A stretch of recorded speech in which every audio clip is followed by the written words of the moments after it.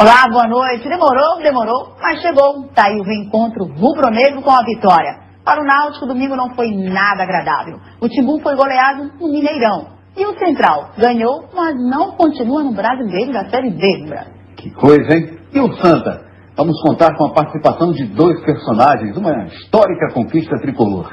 E o lance final é você, junto com a gente está o vice-presidente de futebol do esporte, Augusto Carreira. Conosco também aqui o nosso comentarista Lúcio Surubim. Vamos conversar aqui com o vice-presidente de futebol do esporte, um cargo muito cobiçado pelos rubro-negros, né? Comandar o departamento de futebol não deve ser fácil. Imagino nessa fase como é que está sendo a sua vida lá no esporte. Boa noite. Boa noite, Rembrandt. Boa noite aos ouvintes, em especial à torcida do esporte. Realmente é um desafio grande. Não é como você dizia, você treinar, você ser vice-presidente desse time, não é, ele ganhando já é difícil, avalie nesse momento. Não é, mas a gente nós somos sabedores das dificuldades que estamos encontrando e vamos superando a cada momento, cada jogo, como foi o jogo do Vitória, não é o momento do esporte se superar, assim vão ser os outros jogos. Eu espero apenas dar minha parcela de contribuição para tirar o esporte dessa situação. Depois do jogo contra o Fluminense, eu lembro que o esporte ficou no Rio, depois foi para Porto Alegre enfrentar o Internacional lá na capital gaúcha. E no domingo, aqui no programa, antes do programa, nós conversamos por telefone com o Álvaro Figueira, que era diretor de futebol também, o senhor também era parte do departamento de futebol, e ele disse que todos os diretores iam entregar o cargo ao presidente, não deixar a direção de futebol do esporte.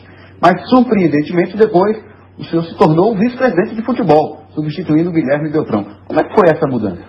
Na realidade, já no jogo contra o Fluminense, após o jogo contra o Fluminense, o presidente se fazia presente no Maracanã, e nós colocamos ele à vontade, para que promovesse a alteração que ele achasse interessante fazer no departamento de futebol. Que a gente vinha tentando encontrar os resultados, o elenco é o mesmo elenco que disputou o início do ano na Libertadores, encantou o Brasil todo, então a gente achava que o problema podia ser da diretoria.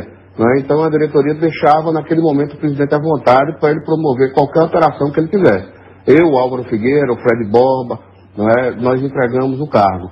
Já no jogo contra o Internacional, quando nós retornamos de Porto Alegre, nós reafirmamos mais uma vez ao presidente, foi quando ele insistiu para que eu permanecesse, porque eu era um dos diretores que estava há mais pouco tempo no departamento de futebol, ele insistiu e falou mais alto naquele momento o dever, a paixão pelo esporte, e o dever de lealdade ao presidente Chico Guimarães, que não faltou a nenhum outro membro da diretoria. Apenas alguns deles colocaram como uma posição irreversível. Achavam que deviam se afastar do departamento de futebol para que outras cabeças pensantes pudessem lá chegar. Agora, essa vitória deixa, com certeza, o senhor mais tranquilo no cargo, né?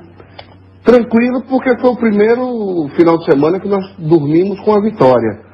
Mas, ao mesmo tempo, a gente sabe desses desafios. A gente sabe que não é fácil. A gente não está aqui tentando enganar o torcedor do esporte. Mas enquanto houver chance matemática do esporte reverter e sair, permanecer na primeira divisão, nós vamos lutar até o final.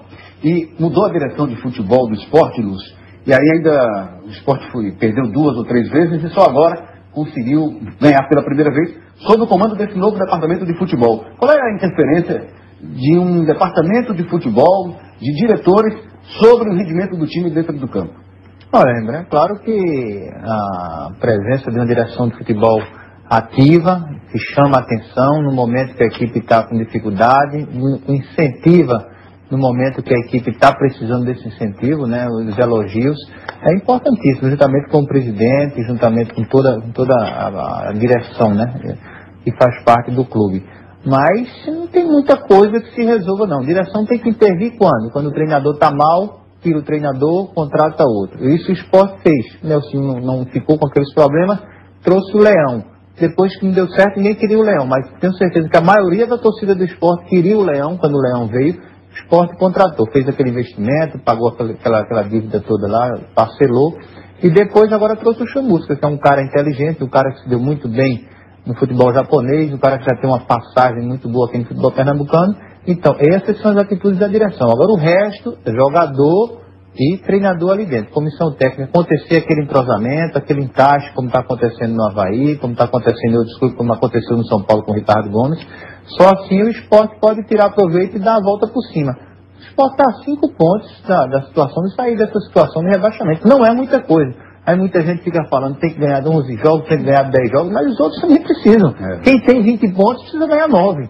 Então não tem muita diferença não. Já deu o primeiro passo, ganhou, foi importante para o grupo vai crescer de produção, vai voltar a ter aquela confiança e agora é da sequência. Agora, Lúcio, a crítica da torcida era em relação à diretoria, em relação a contratações.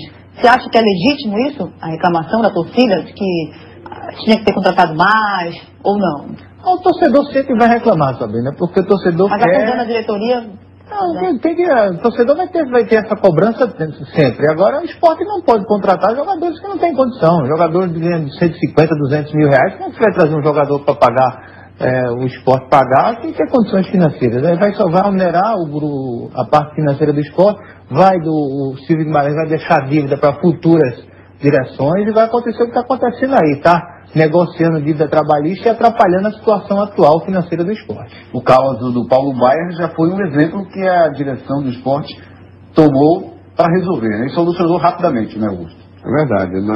Naquele momento ali, entre Nelsinho e o Paulo Baier, né, a gente tinha conversado com o nosso treinador e dito a Nelsinho que a posição que ele adotasse seria apoio restrito da diretoria de futebol. Mas, infelizmente, o Nelsinho no outro dia pediu para sair, entregou o cargo, e o próprio Paulo Baier, já que o Nelsinho estava saindo, existia interesse nosso em manter o Paulo Baier. Mas o próprio Paulo Baier manifestou interesse, que não tinha mais clima de continuar no esporte e queria ir embora. Não sei hoje qual a opinião do Departamento de Futebol do Esporte, mas Paulo Baier, de alguma forma, está ajudando o Atlético Paranaense a sair de uma situação complicada. Será que não faltou um pouquinho também de habilidade para tentar mantê-lo no clube? Eu acho que faltou paciência, sobretudo paciência da torcida. Paciência que já foi dada a outros jogadores. O exemplo mais claro disso é o Romerito. A primeira passagem de Romerito não foi boa. Não foi boa, a torcida vaiando, a torcida pegando no pé dele. No ano seguinte, Romerito fez uma boa pré-temporada, começou bem no clube e é o ídolo que ainda hoje o esporte lembra dele quando se fala de contratação. Com o Paulo Baier não houve essa paciência. Paulo Baier é um jogador que iria ajudar muito o esporte no decorrer do Campeonato Brasileiro. E aí pesou a questão salarial, que ele ganhava mais do que os outros, um pouco mais do que os outros, e aí o resultado é o que todos nós já conhecemos. Falando em Romerito, me veio uma lembrança. O esporte, sempre que fala em contratação, fala no nome do Romerito. Qual a situação dele? Já está recuperado? Não. Está em condição de disputa, não? Não, inclusive o próprio Chamusca lembrou esse nome, nós fomos atrás de novo. O jogador fez uma cirurgia no começo do ano e ainda não se recuperou. Então não é um jogador que está pronto para chegar e vestir a camisa. Se tivesse, com certeza seria jogador do esporte. Será que o vice-presidente de futebol do esporte revela para a gente quem vai ser o meio-campo contratado, anunciado nas próximas horas? A gente vai tentar saber daqui a pouquinho.